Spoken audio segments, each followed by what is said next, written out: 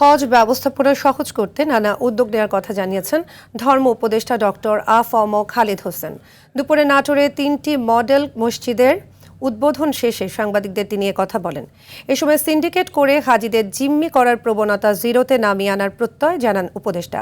আর হজ নিয়ে কোনো এজেন্সি দুর্নীতি করলে তাদের আইনের আওতায় এনে শাস্তির ব্যবস্থা করার কথাও জানান তিনি।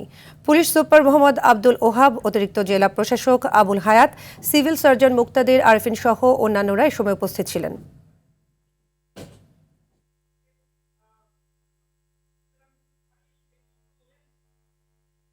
প্রতিটি হাজির আনা নেওয়া, ওখানে 1 টাকাও বেশি নেওয়ার সুযোগ নেই। পরিবহন মন্ত্রণালয়ের সাথে আমাদের মন্ত্রণালয়ের চুক্তি আছে, এখানে সিন্ডিকেশন কাজ করতে পারবে না। যারা 10-12টা রোগে জর্জরিত আমরা তাদেরকে নেব না।